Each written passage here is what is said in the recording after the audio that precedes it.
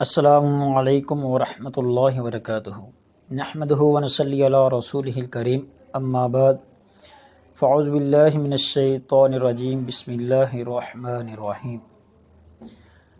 فَإِنْ آمَنُوا بِمِثْلِ مَا آمَنْتُمْ بِهِ اللہم صلی وسلم علی نبینا محمد صلی اللہ علیہ وسلم۔ رب زدنی علما۔ محترم سامعین اور سامعات، اللہ رب العالمین اپنے قرآن مجید فرقان حمید میں فرماتے ہیں، فَإِنْ آمَنُوا بِمِثْلِ مَا آمَنْتُمْ بِهِ، دنیا جہان کے لوگوں، تم ایمان لے کے آؤ اس طرح جس طرح میرے نبی کے ساتھی ایمان لے کے ہیں، اس طرح ایمان تم لے کے آؤ۔ میرے بھائیوں، آج کے ہمارے اس درس میں میں صرف ایک صحابی کا تقوی بیان کرنے والا ہوں، جو کہ بہت ہی بہادر اور بہت ہی زہد تقوی والے تھے۔ طبقات الکبریٰ میں آتا ہے میرے پیغمبر کا ایک پروانہ جس کا نام ابو دجانہ رضی اللہ تعالی عنہ تھا۔ میرے پیارے پیغمبر علیہ الصلاۃ والسلام کے پیچھے یہ نماز پڑھا کرتے، فجر کی نماز پڑھتے تو نماز پڑھنے کے فوراً بعد اپنے گھر کی طرف روانہ ہو جاتے۔ اپنے معمول کے مطابق انہوں نے نماز پڑھی، پیارے پیغمبر کے پیچھے روانہ ہوئے تو پیارے پیغمبر علیہ الصلاۃ والسلام کی نظر مبارک ان پر پڑ گئی۔ جب نظر مبارک پڑی تو میرے پیارے پیغمبر نے ان کو آواز دی، ابو دجانہ کہنے لگے، یا رسول اللہ، حکم فرمائیے۔ لبیک، میں حاضر ہوں۔ پیارے پیغمبر نے پوچھا، اے ابو دجانہ، کیا تو اپنے رب سے اس قدر مستغنی ہو گیا ہے؟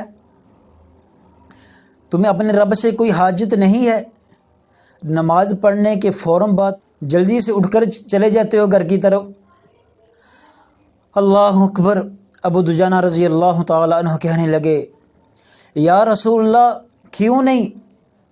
میں تو ایک لمحے کے لیے بھی اپنے پروردگار سے بے نیاز نہیں ہوں۔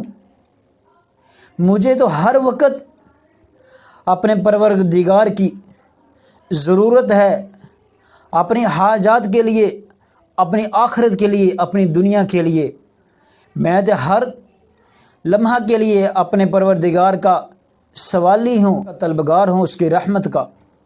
پیارے پیغمبر نے پوچھا، پھر کیا بات ہے، کیوں چلے جاتے ہو؟ ابو دجانہ رضی اللہ تعالی عنہ کہنے لگے، اے اللہ کے رسول، میرے پڑوس میں ایک یہودی کا گھر ہے۔ ایک یہودی رہتا ہے جس کے گھر میں ایک کھجور کا درخت ہے۔ کھجور کے درخت کی شاخیں میرے گھر کے صحن تک پھیلی ہوئی ہیں۔ میں صبح صبح اٹھتا ہوں، نماز پڑھتا ہوں، نماز کے فوراً بعد اس لیے چلا جاتا ہوں کہ اس کے کھجور کے درخت کی کھجوریں جو پکی ہوتی ہیں، رات کو ہوا چلتی ہے، میرے صحن میں گرتی ہیں، تو میں جلدی سے جا کر ان کو سمیٹتا ہوں اور سمیٹ کر اس کے گھر میں دے کے آتا ہوں۔ کہیں ایسا نہ ہو کہ اس کھجوروں میں سے کوئی ایک کھجور میرے چھوٹے چھوٹے بچے ہیں، کوئی بچہ کھا لے اور کل کو اللہ کے دربار میں میں حاضر ہوں اور مجھے چور بنایا جائے۔ اللہ اکبر۔ کہنے لگے، اے اللہ کے رسول، ایک دن تو ایسا بھی ہوا کہ میرے گھر میں کھجوریں گری اور میرے بچے نے ایک کھجور اٹھائی اور اس کو اپنے منہ میں ڈالا، اس کو چبا رہا تھا۔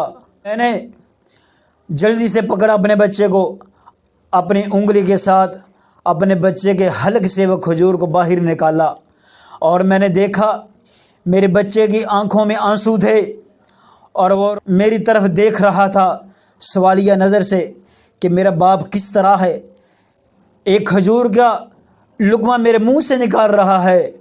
اور میں نے اپنے بچے کو کہا، اے میرے بچے، کیا تو چاہتا ہے کل کو اللہ کا دربار لگے اور تیرا باپ اللہ کے دربار میں چور بن کر جائے۔ اللہ اکبر، یہ صحابی کا تقویٰ تھا۔ میرے آقا علیہ الصلوۃ والسلام تشریف فرما ہے، پاس ہی سیدنا ابو بکر صدیق رضی اللہ تعالی عنہ بھی تشریف فرما ہے۔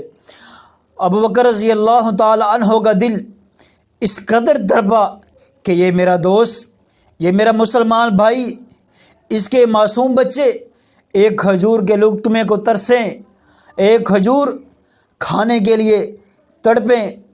اللہ اکبر، فوراً حضرت ابو بکر صدیق رضی اللہ تعالیٰ عنہ اٹھتے ہیں اور اس یہودی کے گھر جاتے ہیں، جا کر کہتے ہیں اے یہودی بتا اس درخت کا کیا تو معاوضہ لے گا۔ اس نے اپنا معاوضہ مانگا۔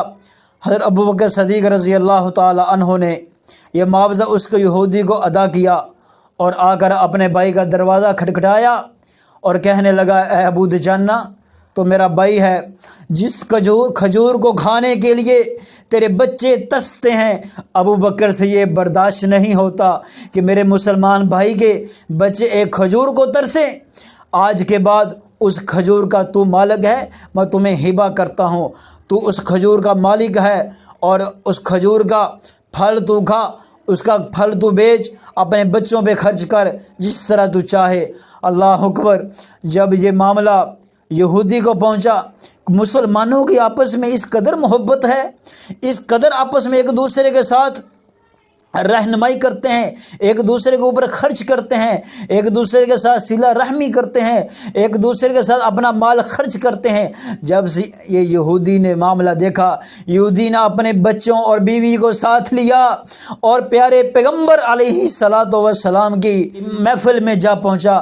پیارے پیغمبر علیہ الصلوۃ والسلام سے جا کر کہتا ہے اے اللہ کے رسول، میں نے آپ کے ساتھیوں کا یہ معاملہ دیکھا ہے، یہ محبت دیکھی ہے، آپ اس طرح کریں، مجھے بھی کلمہ پڑھائیں، میرے بچوں کو بھی کلمہ پڑھائیں، ہمیں مسلمان کر دیں۔ یہ دیکھو میرے پیارے پیغمبر کے ساتھی کا تقویٰ کی وجہ سے ایک یہودی اپنے پورے خاندان کو لے کر اسلام جس نے قبول کیا تھا۔ میرے بھائیوں، ہمیں بھی چاہیے کہ ہم بھی اس طرح ایک دوسرے کے ساتھ محبت کریں، ایک دوسرے کے اوپر خرچ کریں، ایک دوسرے کے ساتھ صلہ رحمی کریں، ایک دوسرے کے غم کے اندر شریک ہوں اور ایک دوسرے کو اسلام کا راستہ بتائیں، اور صحابہ کرام سے، تمام صحابہ کرام سے محبت کریں جس طرح اپنے بیوی بچوں سے محبت کرتے ہیں، ان سے کئی گنا بڑھ کر، کیونکہ جن کی وجہ سے اسلام ہمارے تک پہنچا، قرآن ہمارے تک پہنچا، دین اسلام ہمارے تک پہنچا، شریعت اسلامی ہمارے تک پہنچی، ختم نبوت کے پیغام پہنچے، آخری پیغمبر کی رسالت ہمارے تک پہنچی۔ اسی طرح ہر صحابی کا احترام کریں، ان کی عزت کریں، سارے جنتی ہیں۔ اللہ رب العالمین سے دعا ہے اللہ رب العالمین یہی مہینوں میں ہمیں صحابہ کرام سے پیار کرنے کی توفیق عطا فرمائے، اور ایک ابلیس شیطان قسم کا انسان جو کہ یہ گمراہ ہے اور یہ صحابہ کرام کے خلاف بغض رکھتا ہے، یہ اصل رافضی ہے۔ جس طرح اہل تشیع نے، یہ اہل تشیع کی پیداوار ہے، یہ نام کا ایک بنا ہوا ہے۔ میرے استاد محترم اللہ پاک ان کی حفاظتیں فرمائے، ابو یحییٰ نور پوری صاحب حافظہ اللہ، اور ان کا مدلل جواب دیتے ہیں اور اس کو انشاءاللہ ذلیل کرتے رہیں گے۔ اور جو صحابہ کرام کے خلاف بغض رکھے گا، صحابہ کرام کے خلاف اپنی زبان کھولے گا، ہم انشاءاللہ اس کو جوتے بھی ماریں گے، اس کی زبان بھی روکیں گے، اس کا ہاتھ بھی روکیں گے، اس کا قلم بھی روکیں گے۔ جو صحابہ کے دفاع کے لیے اٹھے گا، ان کے لیے ہماری جان بھی حاضر ہے، ہمارا مال بھی حاضر ہے، ہمارا رات دن ان کے لیے حاضر ہے۔ اور جو صحابہ کرام کے خلاف بغض رکھتا ہو، اور یہ رافضی جو ہے، میں تو ان کو بس یہی کہتا ہوں مرزا ہے یہ، میں تو اس کو علی بھی کہنا گوارا نہیں کرتا، میں اس کو علی بھی گوارا نہیں کرتا۔ یہ حضرت علی رضی اللہ تعالی عنہ کا بھی گستاخ ہے، تمام صحابہ کرام کا گستاخ ہے۔